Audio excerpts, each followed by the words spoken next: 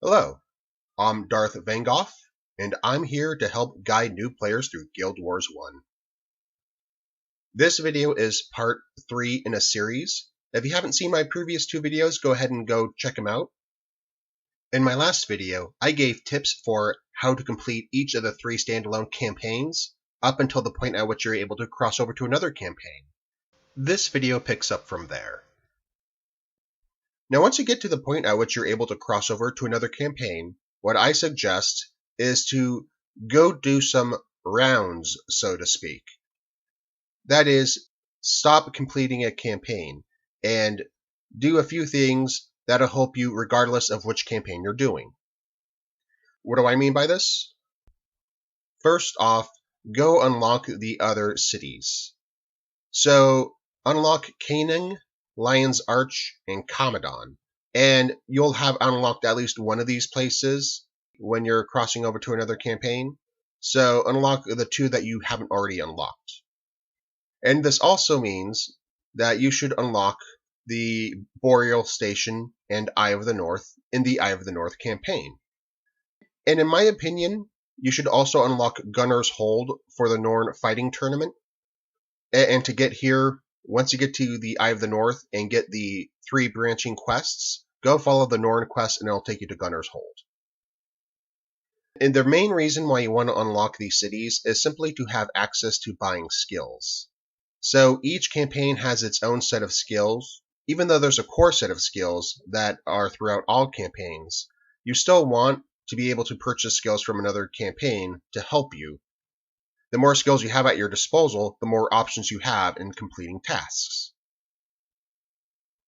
And in particular, if you're a Prophecy's Necromancer, I don't care for the death magic skills they get, so I think unlocking Canaan is very important, because there are some good minion master skills in Canaan that you get at a very late point in Prophecies, or that you don't get in Prophecies at all.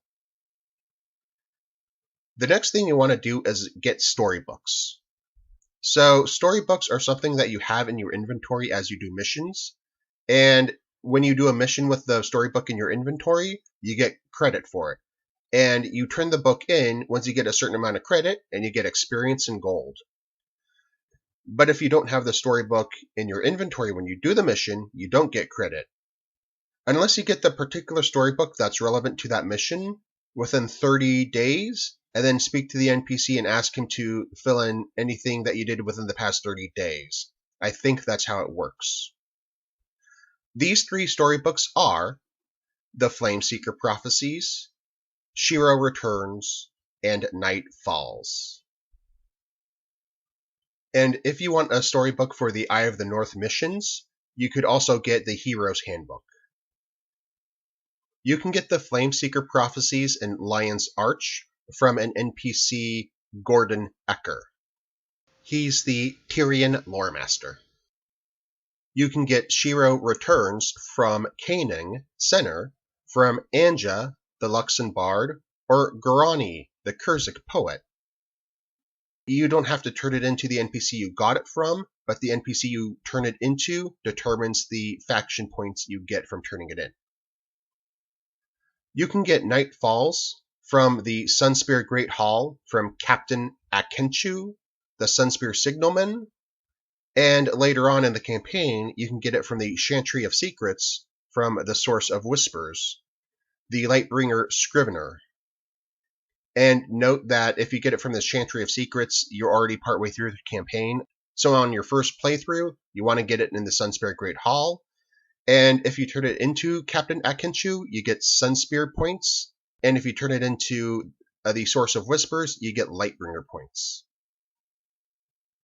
You can get the Hero's Handbook from Grendel of Ascalon in the Eye of the North, Tyre the Scald and Gunner's Hold, Codan and Gunner's Hold, or Lex in Radasum. Now, the NPC you turn it into determines the faction points you get from turning it in. After you get your storybooks, I suggest going to Boreal Station, and if you don't already have endgame armor, go ahead and get the endgame armor there. Note that some Prophecies armor seems to be endgame armor, but really isn't. So some collectors give you prophecy armor that cannot be upgraded via an insignia or an inscription, but the armor rating looks like endgame armor. Go ahead and replace it with some of the armor at the Boreal Station. One thing to consider is if you want an endgame weapon that you wish to craft yourself, or you wish to modify, it's good to get it from the Nightfall campaign or Eye of the North campaign, because those have upgrade options that the other campaigns don't have. And they introduced this upgrade option in Nightfall, and they did not make it retroactive to factions or prophecies weapons. It's good to just consider getting endgame weapons that you want to craft yourself from there.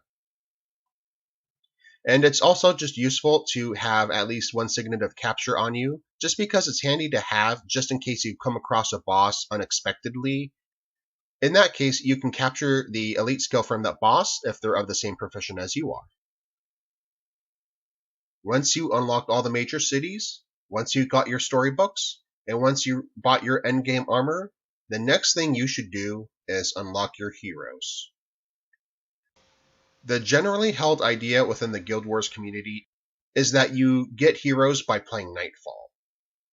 However, once you're at a point at which you can cross over to another campaign, including for Nightfall characters, there's a way to unlock heroes without having to go very far in any of the campaigns. So once you get to the point of crossing over to other campaigns, I suggest getting the following heroes because they're heroes you can get right away without having to progress through any of the campaigns, and then you'll have the heroes at your disposal to then do the campaigns. Please note that the heroes you have available to you depends on which campaigns you own, and sometimes you have to own more than one campaign in order to have a hero available to unlock. And note that the hero system was not introduced until Nightfall, so if you own only factions or prophecies, you do not have access to any heroes. The first hero you want to unlock is Mox, or MOX. Exit Lion's Arch directly to the west and he'll be right outside. And if you're trying to get to Eye of the North from Lion's Arch, you'll probably see him anyways. Mox is also found outside the other two port cities, Canaan and Commodon. The next two heroes are Ogden and Vec, and you do them simply by doing the beginning of the Eye of the North campaign when you're going to the Eye of the North. And I forget the point at which you unlock them, but once you get to Eye of the North and you get the branching 3 quest lines, you should unlock them by then. The next hero you want to unlock is Gwen. So when you're at Eye of the North and you have 3 branching quests, simply do the very beginning of the Ebone Vanguard quest and she'll be unlocked. So for non-Nightfall characters, you want to do the primary quest line for Istan, and that will get you the 4 heroes you would have gotten had you started as a Nightfall character. And those characters are Kos, Melanie, Dunkuro, and I think her name is Talcora. The next hero you want to get is Oleus. And to unlock the quest, you have to go to a place outside of Commodon called Consulate Docks, which means you have to have unlocked it as a mission outpost. After you get the mission, you then have to go to Lion's Arch to speak to someone to get teleported to the area which you get Oleus. So at this point, the hero count should be 3 monks, 2 dervishes, 1 warrior, 1 elementalist, 1 mesmer, and a necromancer. In my humble opinion, unlocking these heroes that I have mentioned is a must. However, you could go further and unlock more heroes, although you might have a reason why you want to wait off on doing so. So the following heroes are ones that you can unlock once you're able to cross over to other campaigns, although you may wish to wait upon doing so. The first option is Acolyte Susuke or Acolyte Jin. So once you're doing the Istan quests, you will probably come across them and you will get a choice to unlock either Acolyte Susuke or Acolyte Jin. But if you unlocked one, then you can't unlock the other until you beat Nightfall. So maybe you want to hold off and wait and choose one later. Or maybe you want to beat Nightfall so you can just unlock both at the same time. So if you didn't unlock them when you first get the chance while you're doing Istani quests, you could also go to the Consulate Docks area later on and choose one to unlock. Acolyte Susuke is an Elementalist, and Acolyte Jin is a Ranger. You could go to the Norn Fighting Tournament in Gunner's Hold to unlock Kamu, a Dervish, and Xandra, a Ritualist. Each attempt at the tournament costs money, and you only unlock that hero once you beat them in the tournament. So it's possible to go through the tournament and they do not come up as one of the opponents you fight, as the opponents you fight are drawn randomly. And I know that you don't encounter them as your first opponent, so you do have to progress to a certain point in the tournament to even get the chance of facing them. Note that if you're low on money and you're failing a lot, you might want to come back till later just so you stop wasting your money. Now, those are the heroes that are easy to get once you're able to cross over to another campaign.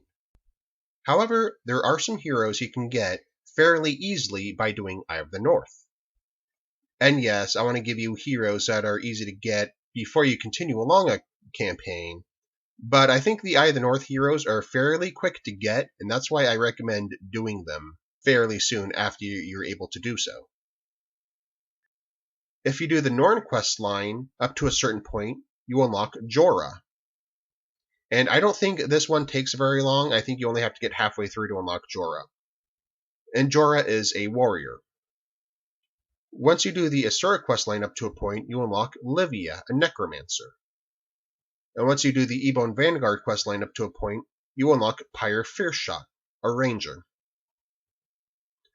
Now, if you have the Tarnished Coast explored, and you have Gad's encampment unlocked as a waypoint, you're able to unlock another hero, Haida. Haida is a paragon, and to unlock her, go to the NPC Bartholos and do the quest Give Peace a Chance. Anton is an assassin, and he's found in the Char Homeland area. You want to finish the quest The Assassin's Revenge, given by Captain Langmar, to unlock him. Now, if you want more heroes than what I have mentioned here, what you'll have to do is either continue further along the Nightfall campaign, or do Guild Wars Beyond content. Note that there are times in the Nightfall campaign where you have to choose between two heroes. The first one is when you choose between a Necromancer and a Ranger, and once you make your choice, you can't get the other hero until you finish the campaign. The second point in the Nightfall campaign, in which you choose between two heroes, you choose between a Mesmer and a Warrior.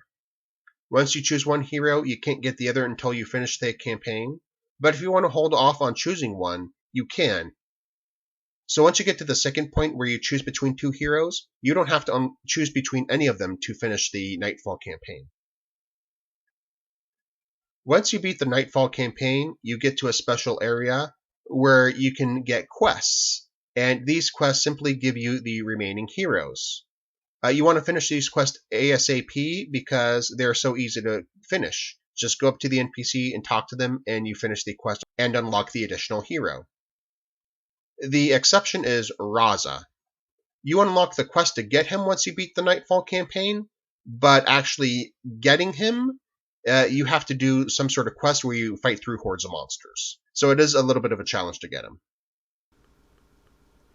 And to clarify, the quest to get Raza is not found in the Throne of Secrets, where you get the quest to unlock the other heroes after you beat Nightfall, but rather you get the quest in the Gate of Anguish. One thing you might want to consider is getting PvE-only skills. The reason why this is because they are unlocked per character and not per account. So once you unlock them on one character, your other characters can't use them, and your heroes can't use them. So each individual character has to get a PvE-only skill in order to use them. Now at Kalmadon, and at certain points along the Nightfall campaign, there are vendors that sell PvE-only skills. They are hero vendors, and they don't just sell PvE only skills, but if you look through the options, you'll see a bunch of classes like Ranger, Necromancer that you can choose skills from, and then there are Sunspear skills. These Sunspear skills are PvE only skills. Another example of PvE only skills is when you're buying skills from the Kurzik and Luxon faction vendors. You can buy skills for your class that you can get only from these vendors. These are PvE only skills. You can't get them anywhere else.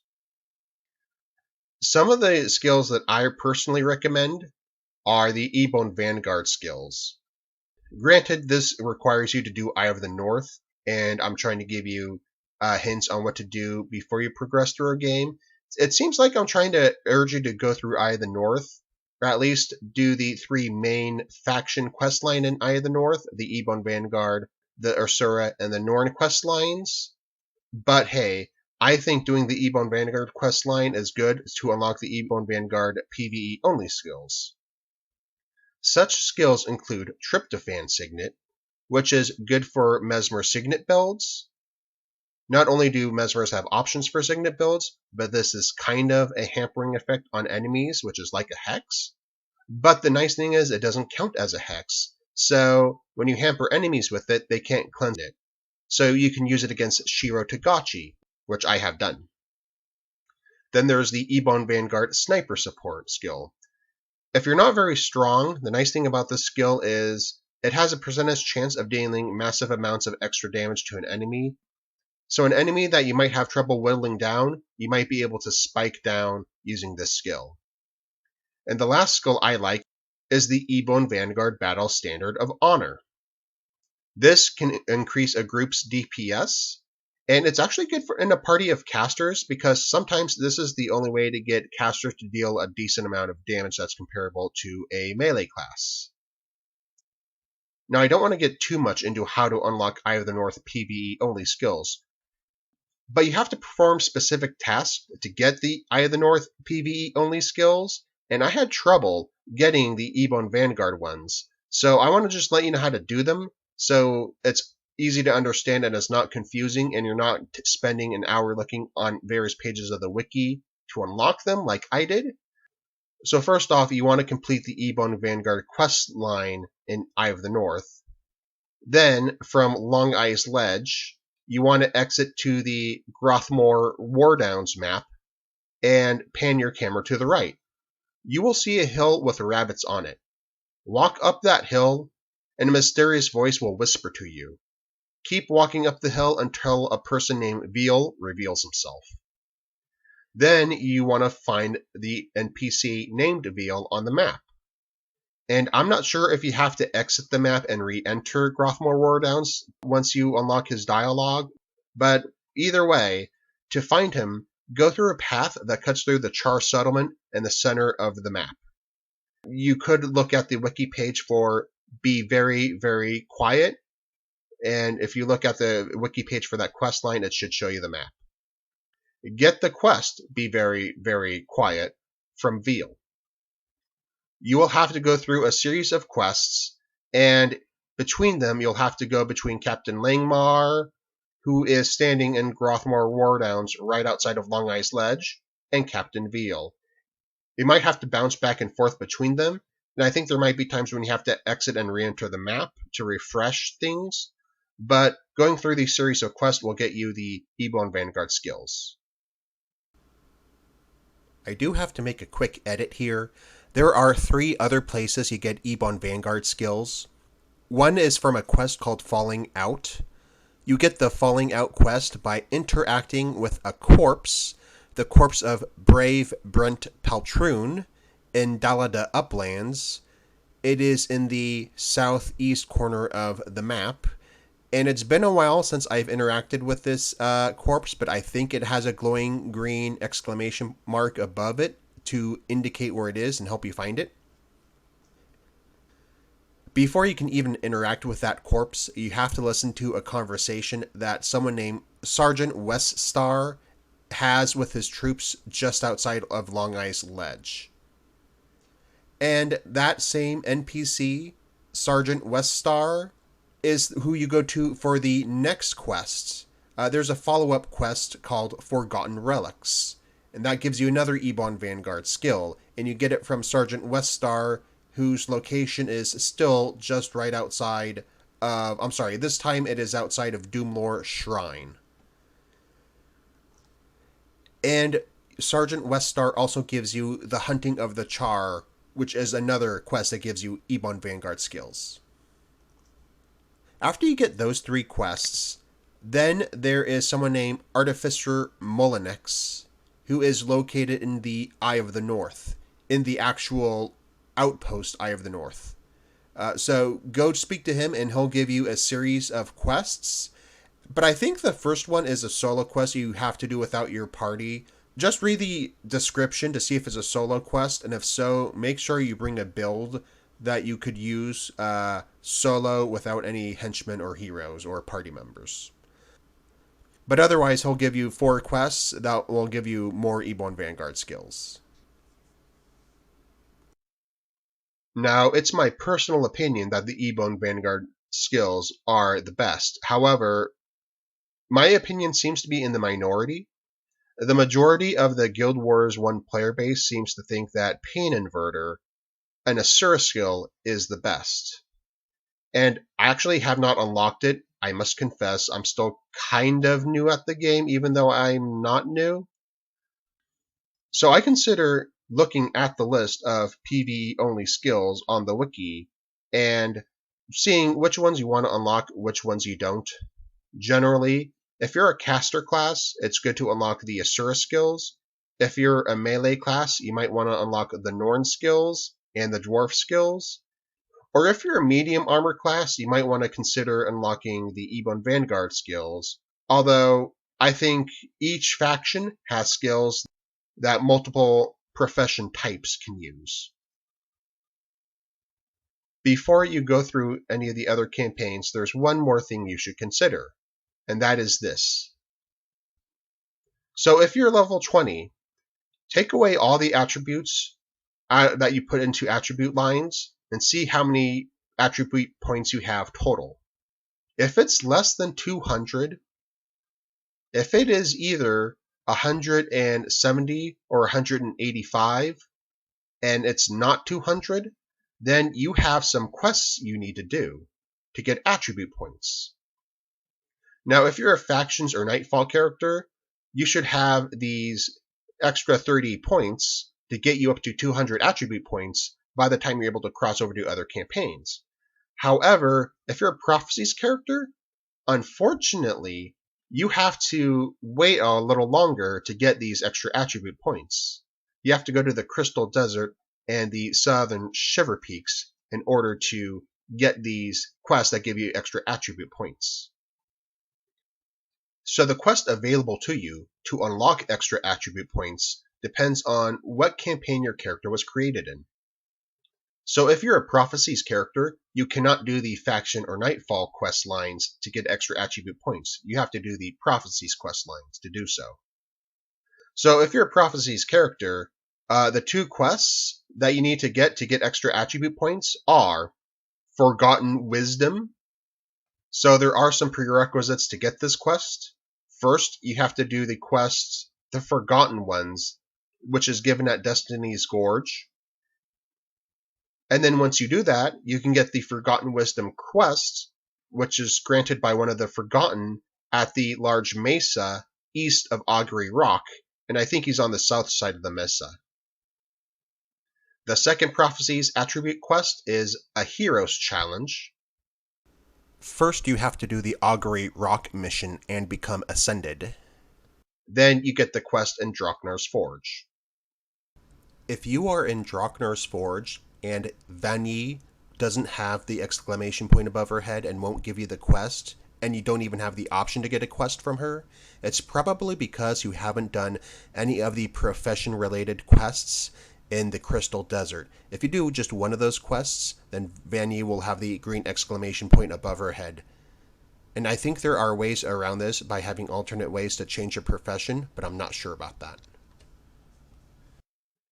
If you're a Factions character, you have to do the Lost Treasure. you do that when you finish the first mission in Factions, Minister Cho's estate, then go to the Ron Musa Gardens to get the quest.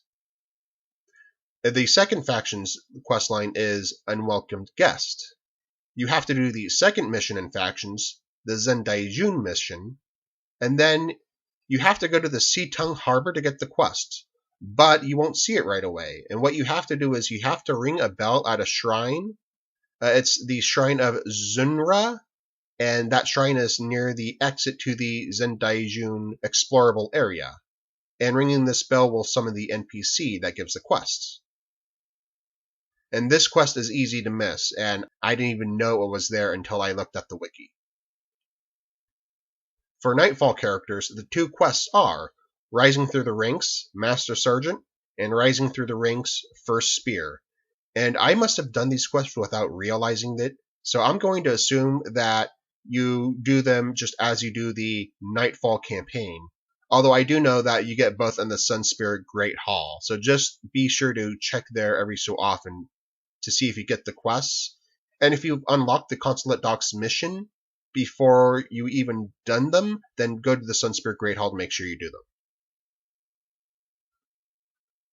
So the next video will be like my previous one. The previous video was each individual campaign up to the point where you're able to cross over to a campaign. And my next one is the individual campaigns, Prophecies, Faction, Nightfall, and Eye of the North, after the point at which you're able to cross over to them. And I'm just going to give you like little tips and tricks on how to complete these campaigns. Anyways, I am Darth Vangoff. Thank you for listening. I hope this helps, and have fun. See you later.